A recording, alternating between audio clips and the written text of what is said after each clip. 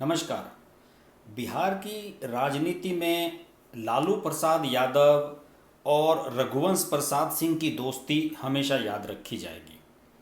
इन दिनों की दोस्ती 32 साल पुरानी अब लगता है कि ख़त्म होने जा रही है। लालू प्रसाद यादव रांची जेल में हैं, रघुवंश प्रसाद सिंह एम्स में बीमार हैं, दाखिल हैं, कोरोना हो गया था उनको, और उन्होंने वहीं से लेटे लेटे कागज़ पर एक जैसे कॉपी होती है बच्चों की, उस पर एक चिट्ठी लिखी और भेज दी लालू प्रसाद यादव को, और ये कह दिया कि 32 साल आपकी पीठ के पीछे रहा लेकिन अब नहीं।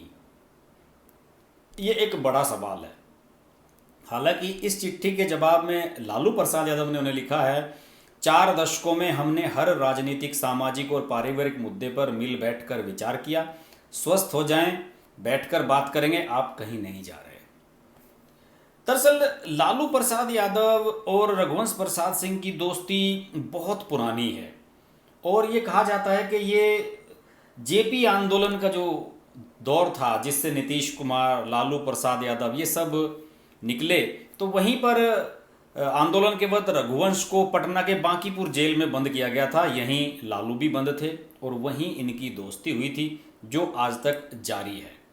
और लालू प्रसाद यादव ने अपने लेटर में लिखा कि आप मेरे पारिवारिक मित्र हैं और आप कहीं नहीं जा रहे हैं। लालू प्रसाद यादव पर इतने घोटालों के आरोप लगे, लेकिन यकीन मानिए कि रघुवंश प्रसाद सिंह ऐसे नेता हैं जो बेदाग छवि के थे, और लालू प्रसाद यादव की पार्टी में एकमात्र यही व्यक्ति ऐसे हैं जिन्हें आप बेदाग कह सकते हैं, बाकी तो सब उनकी मिट्टी खराब करने में लगे हुए हैं।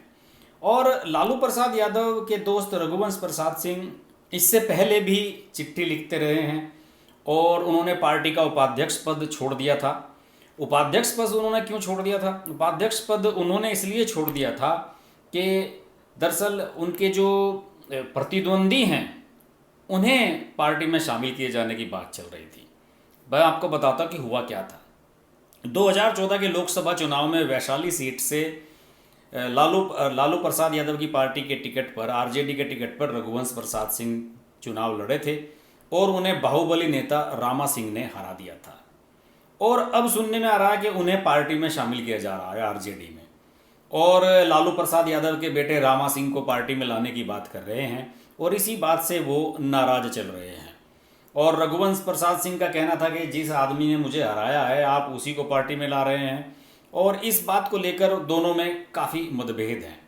2019 लोकसभा चुनाव के समय तेजस्वी ने स्वर्ण आरक्षण का विरोध किया था, लेकिन रघुवंश प्रसाद सिंह इससे सहमत नहीं थे। 2014 और 2019 के लोकसभा चुनाव की हार के बाद लालू से उन्हें ये उम्मीद थी कि साथ मुझे राज्यसभा में भेजा जाएगा, लेकिन ऐसा नहीं हुआ और रघुवंश प्रसाद सिंह अब उनके सामने पार्टी छोड़ने के अलावा और कोई चारा नहीं बचा है।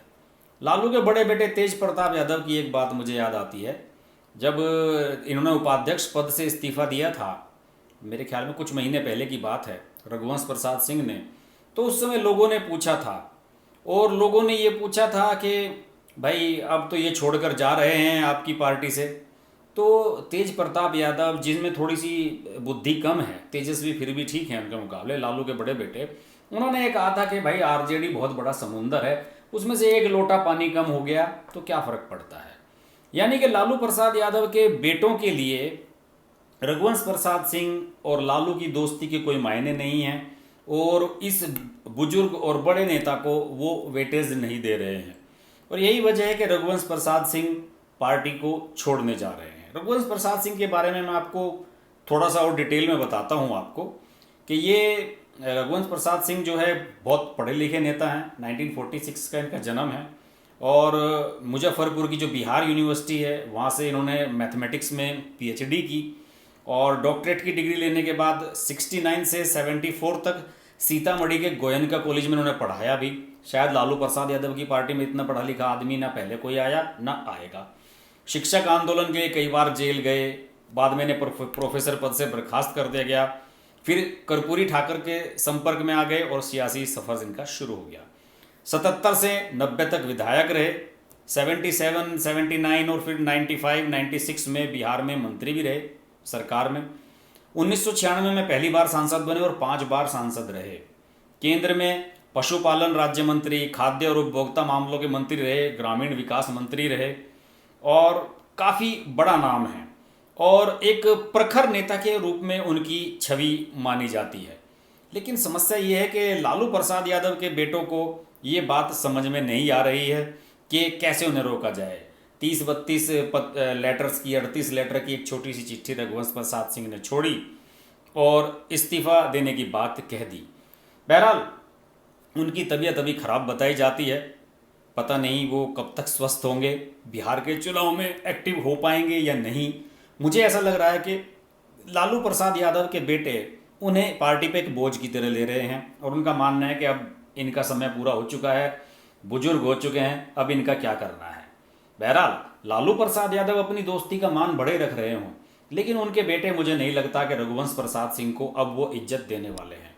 यही वजह है कि रघुवंश प्रसाद सिंह ने इस्तीफा दे दिया। उपाध्यक्ष पद वो पार्टी का पहले ही छोड़ चुके थे, राज्यसभा में उन्हें भेजा नहीं गया है। अब उनके सामने इसके अलावा और कोई चारा था नहीं। अब तो उनके लिए, उनके समर्थकों को, जो आरजेडी में उनके समर्थक हैं, उन्हें दुआ करनी चाहिए कि रघुवंश प्रसाद सिंह स्वस्थ हो जाएं और जल्द ही हॉस्पिटल से डिस्चार्ज होकर घर आ जाएं और अपना संन्यास का कार्यक्रम शुरू कर दें।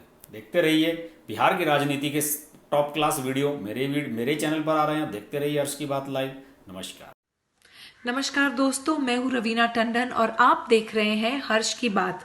हर्ष जी एक बहुत ही सीनियर और बहुत ही समझदार जर्नलिस्ट हैं एंड मेरे मित्र भी हैं। तो बहुत खुशी है मुझे आपको बताने के लिए कि उनका ये जो YouTube चैनल है बहुत ही कामयाब है और उसके लिए मैं उनको बहुत मुबारकबाद देना चाहती हूँ। एंड एक चीज़ ज़रूर कहूँगी उनके लिए कि वो बहुत एक अच्छे इंसान भी हैं। इंसान होना बहुत ज़रूरी है लाइफ में, क्योंकि वो अपने आप अपनी लिखावट में आ जाता है। तो बहुत ही कम ऐसे हमारे होनहार जर्नलिस्ट रह गए हैं हमारी इंडस्ट्री में जो सोचकर और समझदारी के साथ, रिस्पॉन्सिबिलिटी और जिम्मेदारी के साथ आर्टिकल्स लिखते हैं। सो कॉन्ग्रेचुलेशंस हर्ष जी, एंड आप लोग ज़रूर देखिए, लाइक कीजिए हर्ष की बात।